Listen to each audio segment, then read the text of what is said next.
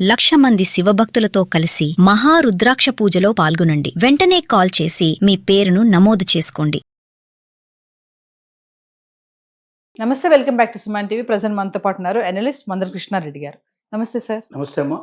Sir, gold loans పైన reserve bank of India కొత్త rules తీసుకొస్తుంది.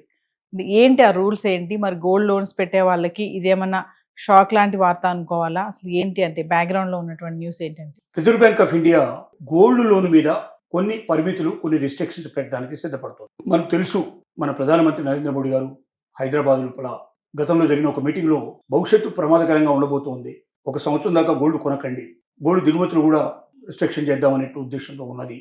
గోల్డ్ మీరు ఎంత కొంటే అంత ఎక్కువ దిగుమతి చేసుకోవాల్సి వస్తుంది. దిగుమతి చేసుకుంటే మనకు ఉన్నటువంటి విదేశీ మార్గ ద్రవ్యం అంతా కూడా దానికోసం వెచ్చించాల్సి వస్తుంది.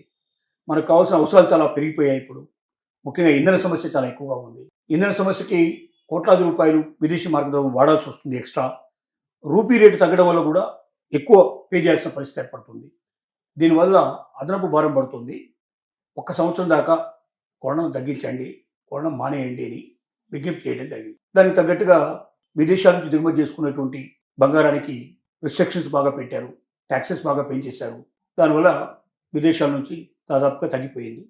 రేట్లు బాగా అంటే ఈ మారకం విలువలు వీటికి సంబంధించిన ట్యాక్సెస్ పెరగడం వల్ల చాలా గోల్డ్ షాపులు మూతబడే పరిస్థితి ఏర్పడుతుందని కూడా మనం గతంలో చెప్పుకో. ఈ పరిస్థితుల లోపల చాలా మంది ఎందుకు గోల్డ్ కొంటున్నారనేది ఒక విశ్లేషణ చేసినప్పుడు, ఇంట్లో అనుకోకుండా ఏదైనా అవసరం ఏర్పడినప్పుడు, సమస్య ఏర్పడినప్పుడు, ఆర్థిక ప్రాబ్లం ఏర్పడినప్పుడు అతి తక్కువ సమయం లోపల డబ్బు తెచ్చుకోవడానికి ఉన్న ఏకైక మార్గం ఏంటంటే బంగారమే.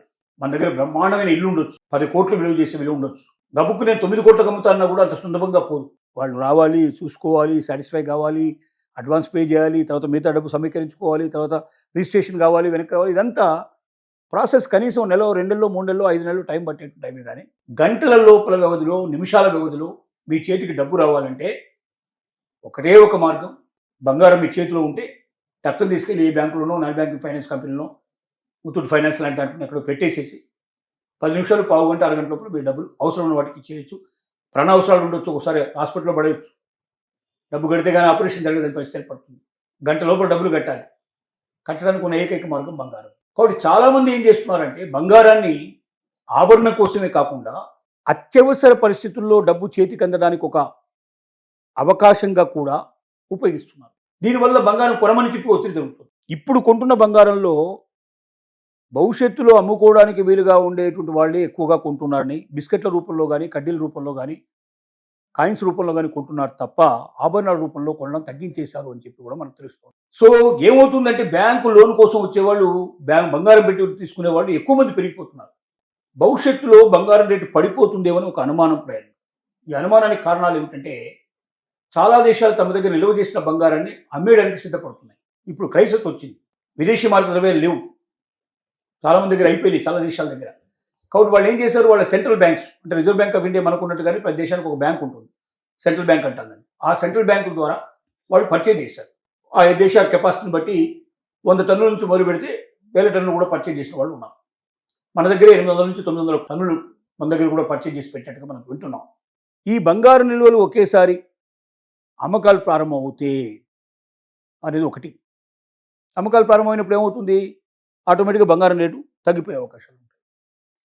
రెండోది ఏమిటంటే, భారతదేశంలో ఒక ఆలోచన ఉంది. ఇప్పుడు గవర్నమెంట్ ఆఫ్ ఇండియా చాలా సీరియస్గా థింక్ చేస్తుంది. ఇళ్లల్లో ఉన్న బంగారం అంతా కూడా లెక్కేస్తే, దేవాలయాల్లో ఉండే బంగారం అంతా లెక్కేస్తే 32,000 టన్నుల నుంచి 50,000 టన్నుల మధ్యలో ఉండొచ్చు అనేది ఒక ఆలోచన.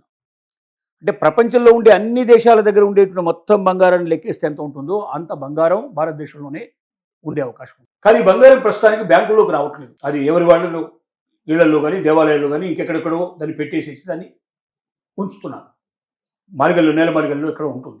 దీన్ని బ్యాంకులో పెడితే, అంటే ఇంతకన్నా ఎక్కువ బంగారం మీ దగ్గర ఉంటే ఇది బ్యాంకులో పెట్టండి అని ఒక రకమైనటువంటి చట్టం తీసుకురావడం కూడా ప్రభుత్వం ఆలోచిస్తుంది. పెట్టినానికి మీకే మేము డబ్బులు ఇస్తాం, వడ్డీ మీరు మాకు కట్టాల్సిన అవసరం లేదు. బ్యాంకులో మనం పెడితే మామూలుగా లాకర్ తీసుకుని పెడితే మనమే దానికి డబ్బులు కట్టాలి. అట్లా అవసరం లేకుండా మీ బంగారం ఎంత ఉందో తూకం వేసి మాకు ఇచ్చేయండి, మళ్ళీ మీకు బంగారం రూపంలో ఇచ్చేస్తాం. మా దగ్గర పెట్టినందుకు గాను నెలకింత వడ్డీ చొప్పున మీకు ఇస్తాం. రెండోది, ఇంత బంగారాన్ని మాకు మీరు హ్యాండ్ ఓవర్ చేస్తే మీరు ఎక్కడి నుంచి కొన్నారు, ఎలా కొన్నారు ఏంటని మేము అడగలేము. అది వైట్ అయిపోతుంది. ఇప్పటిదాకా భయపడుతున్నారు, ఎక్కువ బంగారం ఉంది కానీ అది ఎక్కడి నుంచి వచ్చిందో మూలాలు చూపించాల్సిన అవసరం ఉంది. అంత బంగారం మూలాలు చూపించేది చాలా కష్టంతో కూడుకున్న పని. డిక్లేర్ చేయాలి కదా. ఎస్. ఒకవేళ యాన్సిస్టర్ ప్రాపర్టీ మనకి ఎవరు ముత్తాతల నుంచి తాతల నుంచి వచ్చినా కూడా ఎవరి దగ్గర నుంచి వచ్చిందో మనం వెంటనే మనం డిక్లేర్ చేయాలి. ఇప్పటిదాకా డిక్లేర్ చేయకుండా పెట్టుకున్న వాళ్ళందరికీ రేపు పొద్దున అది దొంగగాని కింద ఎక్క తప్ప అది ప్రభుత్వానికి తెలిసిందే కాకుండా ఉంటుంది. అట్లా ఉండడానికి వీల్లేదు, ప్రభుత్వానికి తెలియాలి. కాబట్టి ఇప్పటిదాకా మీరు ఎవరి దగ్గర ఉన్న బంగారం అయినా సపోజ్ ఓ 50 తులాల వరకు బంగారాన్ని మీరు తీసుకొచ్చి బ్యాంకులో పెడితే మీకు ఎక్కడి నుంచి వచ్చింది ఆ ఇప్పటిదాకా ఆ 50 తులాలు ఎక్కడి నుంచి వచ్చిందని మిమ్మల్ని లెక్కలడగం మేము.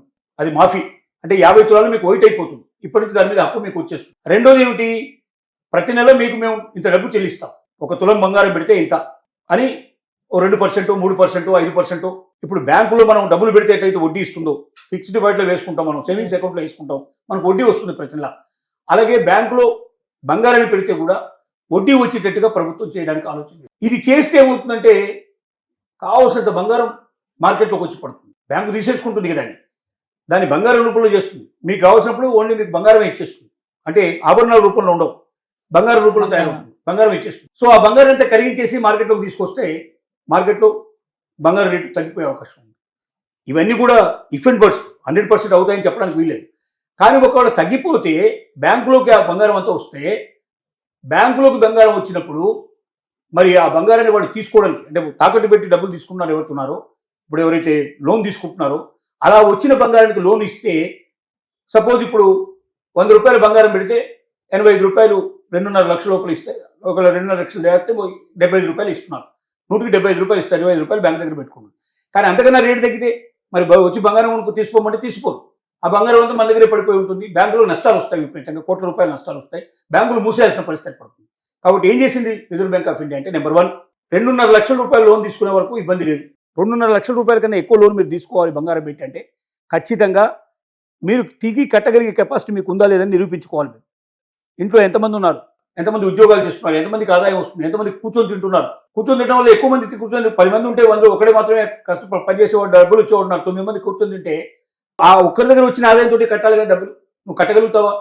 కాబట్టి నీ ఇన్కమ్ ట్యాక్స్ స్టేట్మెంట్స్ ఏంటి, తర్వాత నీ బ్యాంక్ స్టేట్మెంట్ ఏంటి, నువ్వు ఇప్పటిదాకా ఏదైనా చెక్ బౌన్స్లు అవుతున్నాయా, నీకు ఈఎంఐలు సరిగ్గా కడుతున్నావా లేదా, మొత్తం టోటల్గా చెక్ చేసి పూర్తిగా 100% సాటిస్ఫాక్షన్ అయితేనే ఆ బంగారం సరైన రూపంలో వచ్చిందని రుజువు అవుతేనే ఈ సిస్టమ్స్ అన్నీ ఉంటేనే 2.5 లక్షల కన్నా మించినటువంటి అప్పులు ఇవ్వడానికి అంటే అప్పు అంటే అదే తాకట్టు పెట్టుకొని డబ్బులు ఇవ్వడానికి సిద్ధపడుతున్నాయి బ్యాంకులు, తర్వాత అలాగే నాన్ బ్యాంకింగ్ ఫైనాన్స్ కంపెనీస్.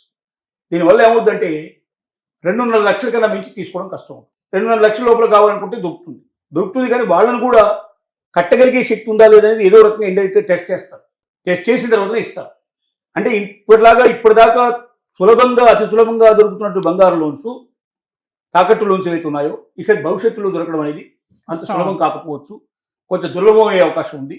దీనికి కారణం ఏంటంటే ఇట్లా రిస్ట్రిక్షన్స్ పెట్టడం వల్ల మన బంగారం కొన్నా ఏం లాభం, మన బ్యాంకులో పెట్టి మన డబ్బులు ఎమ్మడి తెచ్చుకోలేకపోతే, మన తాకట్టు పెట్టి తెచ్చుకోలేకపోతే అనేటువంటి భయం అనేది ఏర్పడితే కొనడం కొంచెం తగ్గిస్తారు అనేటువంటి నమ్మకంతో కూడా రిజర్వ్ బ్యాంక్ ఆఫ్ ఇండియా ఈ రకమైన రిస్ట్రిక్షన్స్ ముందుకు వస్తోంది.